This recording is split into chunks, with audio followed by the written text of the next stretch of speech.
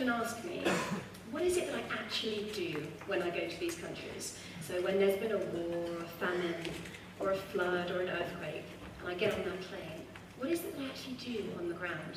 And the answer is actually remarkably simple. I talk to people. I talk to children, and I talk to their families. And I try to understand the emergency from their point of view, to understand what they need, not only from me, but from Save the Children and from the world. What message do they want to share? What do they wish the world knew about their situation? Now, one of the people that I met on my travels is Nada, and she's stuck with me, so I wanted to introduce her to you today. She's 5 years old, and I met her in Gaza last year during the Gaza-Israel conflict.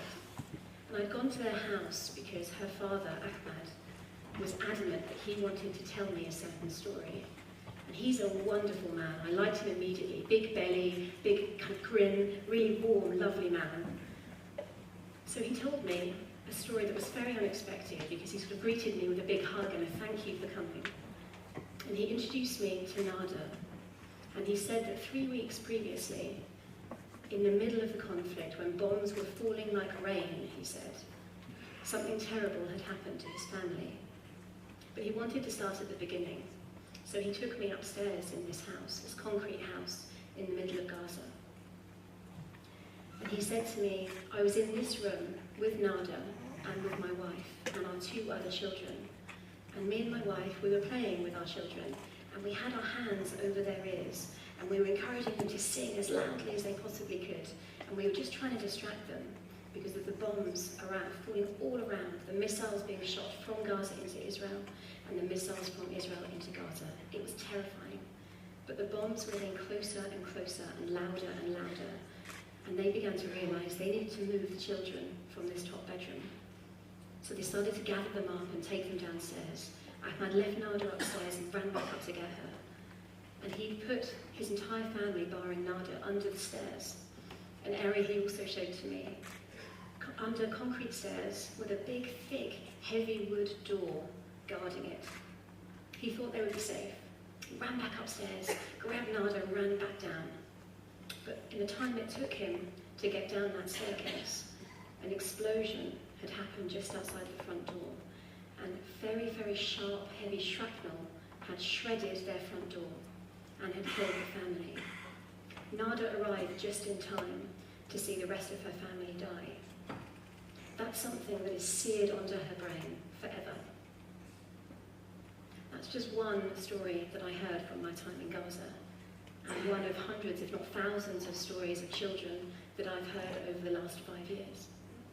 And each one, I feel, is also seared into my brain.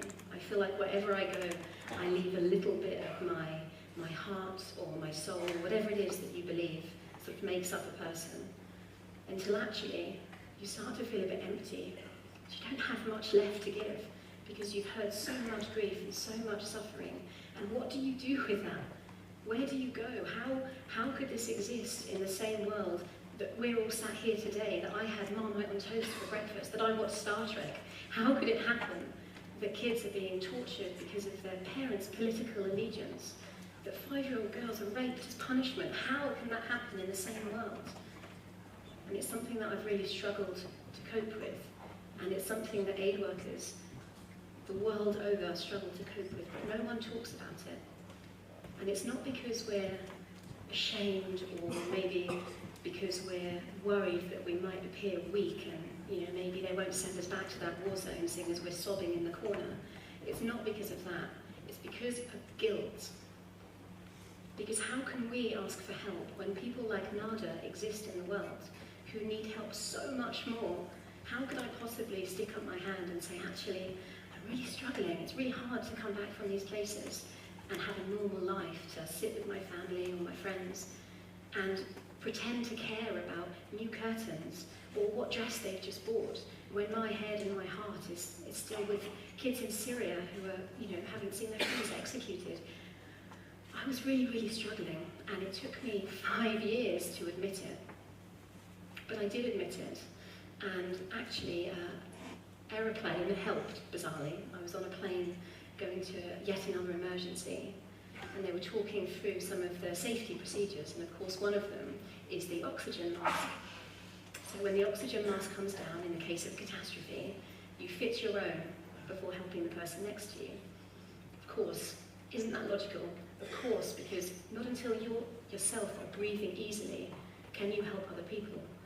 You can help many more people if you yourself can breathe. And I realised I haven't breathed easily for a very long time. So I asked for help, and I got it. I'm now technically traumatised, so I have been labelled traumatised, which is quite a relief actually. I know that I'm not irrevocably changed, it's just something I'm going to have to deal with, and I'm having trauma therapy as a result. It's a very different type of therapy to the therapy that Nada's having.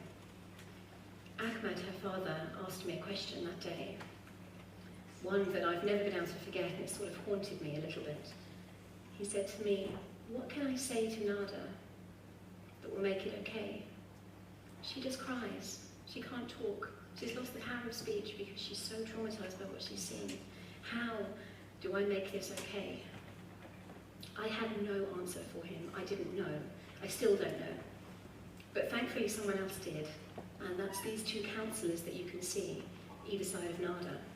So these are both also Palestinian from Gaza. They're Save the Children local partners.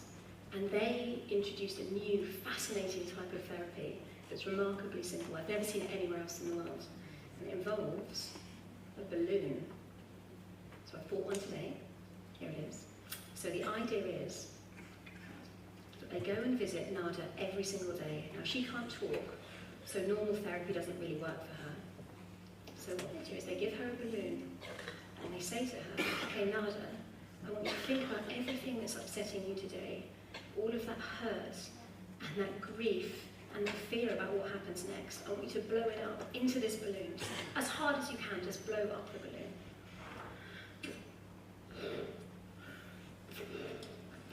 And they tied up.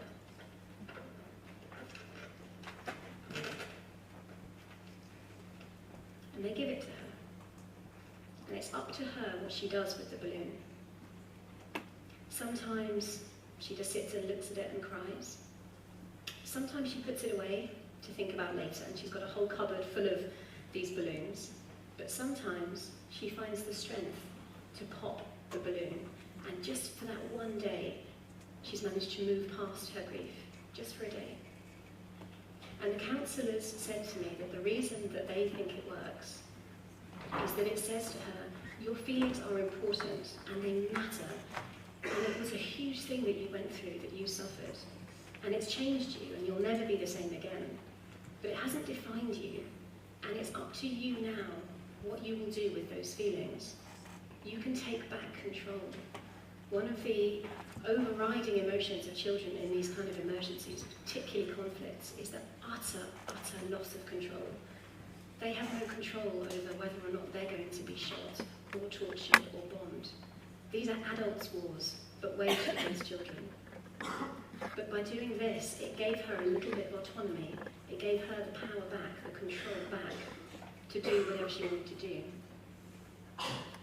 I also do use this balloon therapy from time to time. I'm to be found in my bedroom blowing up balloons like this. I'm also lucky that I have the advice and guidance of senior leaders in Save the Children, and one of them gave me some wonderful advice. I just got back from Mogadishu during the famine of Somalia a few years ago. And I was really struggling. I should have known then that I needed some sort of help. I was really struggling by buying simple things like bread. So I went to a supermarket and I had very simple instruction, just to buy a loaf of bread. So I went there and I stood in the aisle. I can remember it to this day, and there was just so many different types of bread. Brown bread, white bread, crusty, all these different kind of things. And I just stood there because I had no idea which bread I wanted, because I hadn't seen bread for so long. And there was no bread, there was no food where I had just been, and I was really struggling to put those two things together, to understand that. And my boss at the time, he said to me, "Kat, your experiences will change you. And the key is to let them." Now I would add one more thing to that, as a final thought for you. Yes, my experiences have changed me. Yes, I'm letting them change me, but it is up to me how I let them change me and what I do with these feelings.